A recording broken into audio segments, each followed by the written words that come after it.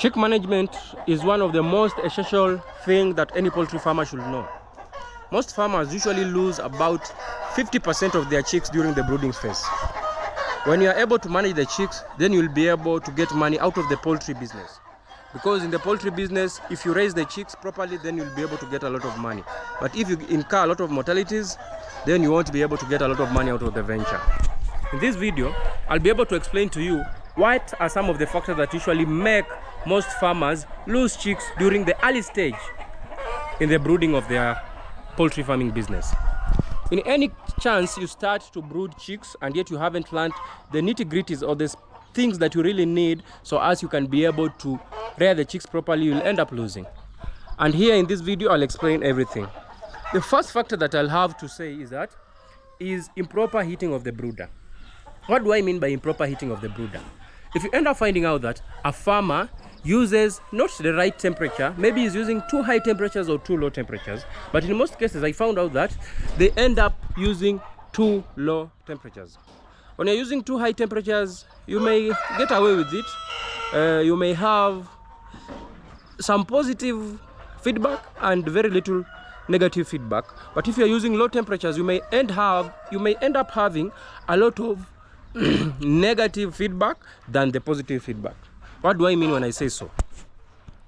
When you are raising your birds or your chicks during the brooding phase, then you're using low temperatures. You'll end up finding out that if you're using low temperatures, you'll end up finding out that the chicks will usually crumble or move towards the heat source in most cases. And how does this happen? So you'll end up finding out that your chicks are not evenly distributed in the chicken brooder, and you find out that they are crumbling towards the heat source. So in this case, you end up finding out that you will incur something known as slow growth. And how does this come about? Slow growth will come about whereby when the chicks are crumbling for heat, they are not eating. So most of their time, they are crumbling for heat instead of them eating. Because if they eat, they drink water, they grow faster. So if you find out that your chicks are not even drinking water when you have placed there in the brooder, for example, like if you have 100 chicks, they must be able to finish around 4 liters of water in the first 24 hours. If they are not able to finish the 4 liters of water in the first 24 hours, then you are underheating your brooder. So those are some of the things that you have to know. So if you end up finding out that your chicks are staying in one corner and they are not going towards the heat source, the food, so they are crumbling, they are wasting a lot of their time looking for heat and not eating, hence having a slower growth on those chicks. And this can lead to mortalities whereby you find out that very less chicks will have access to feed, so other chicks will end up dying of starvation. You may end up crying that maybe they sold to me bad chicks, but it's not about the bad chicks. You may end up finding out that instance is only occurring on your farm, but on other farms there are no instances like that whereby you have bought the chicks from the same source. So I realized that is one of the challenges that most farmers usually don't know when they are brooding the day-old chicks. Another thing about the heating, if you are heating your brooder right, you'll end up finding out that your chicks are growing very fast because they will have an access of feed. And if you are overheating, meaning they will be drinking a lot of water. If they drink a lot of water and they eat more food, meaning they will be able to grow at a very faster rate. So it is a bit beneficial if you are overheating your brooder rather than underheating your brooder. Because in most cases, the heat stress won't be able to kill the birds because you'll end up finding out that the chicks will be able to access the water and the feeds. So if the water is enough, then the only disadvantage is that if you continue overheating the brooder and there is no water source in the brooder, then you'll end up finding out that some chicks may end up dying. But if you overheat your brooder, you'll end up finding out that you'll have a bit of uniform growth. According to what I have realized, you'll have optimum growth, whereby you'll have uniform growth, whereby all the chicks will have access to food and water at the same time. But if you are underheating your brooder, you'll end up finding out that you'll have an inconsistency in growth, whereby other chicks who are those that are very aggressive, they may eat the feed, but the other ones that are not that aggressive, you'll end up finding out that they are eating less feed and they are drinking less water. So you'll have a variation in growth, whereby you find other chicks are bigger and other chicks are smaller. So make sure that you put enough temperature in your brooder. If you're able to do that, then you'll be able to prevent mortalities by crumbling together and suffocation, and also you'll be able to have faster growth. And faster growth means faster money. Okay? If you understand, you understand. The second thing is when it comes to multivitamin that you're using on your on your chicks. In most cases, these chicks usually have traveled from a long distance to where your farm is. You end up finding out that they have eaten their own poop in the chicken boxes. So if you just give something that is plain, I know most people here will rant. If you just give something that is plain, like chick starch, rather than chick formula, because chick formula has some kind of antibiotic that will be able to clear out the digestion tract of the chick, so it won't be able to be harmed by other diseases later on in life. So if you're able to use the chick formula, then you'll be able to prevent some of those diseases from attacking your birds early on. During transportation, you know, they eat their own poop and all those things. So if you're able to put chick formula instead of chick starch, then you'll be at a good place. And also you have to make sure that you are using multivitamins that have vitamin C and vitamin E in them, because you end up finding out that some chicks may end up developing this disease known as soft brain disease, which is lack of vitamin E. They start behaving as if they have a wiry neck. They turn their neck, they behave as if they have the Newcastle disease, as some sort of nervous system disease.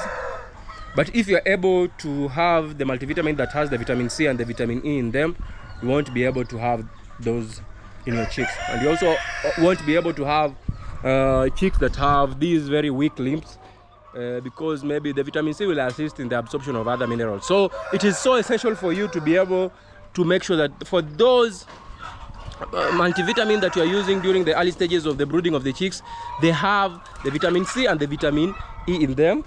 And also we are saying we are using the chick formula, and make sure that you are using the glucose for the purposes of energy for the birds after they are arrived. You can give them for 2 to 3 days.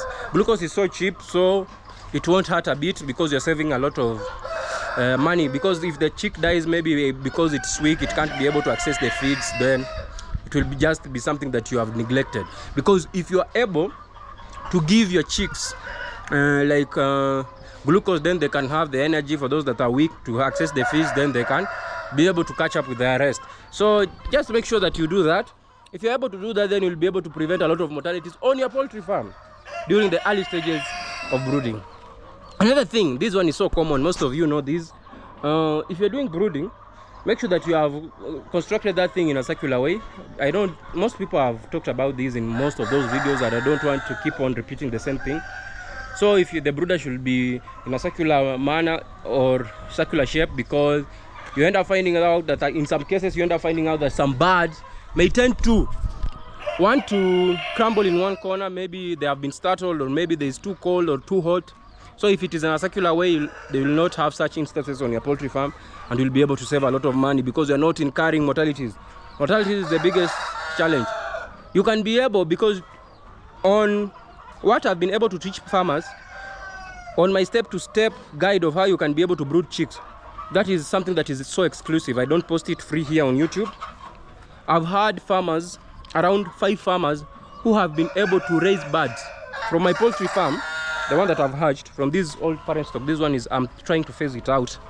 This old parent stock, they have been able to get 99% maturity out of the birds. Meaning, if I've given you like 507 birds, you only lose like 2 birds. Meaning you're only losing on the top up birds that I've added you.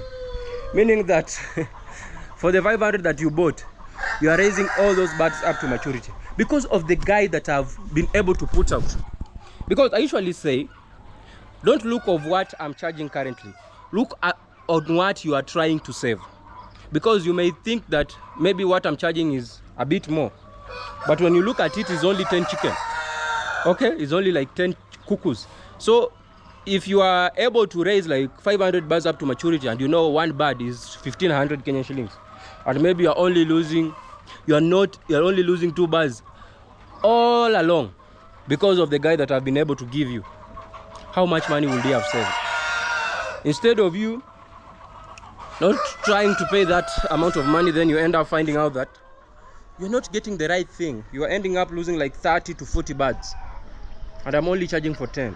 So you have gone a loss of other 20 birds, okay, or even more, because if you are not able to get the right things there. So you know, poultry farming is so wide, and you also have to be so specific in the things that you have to do.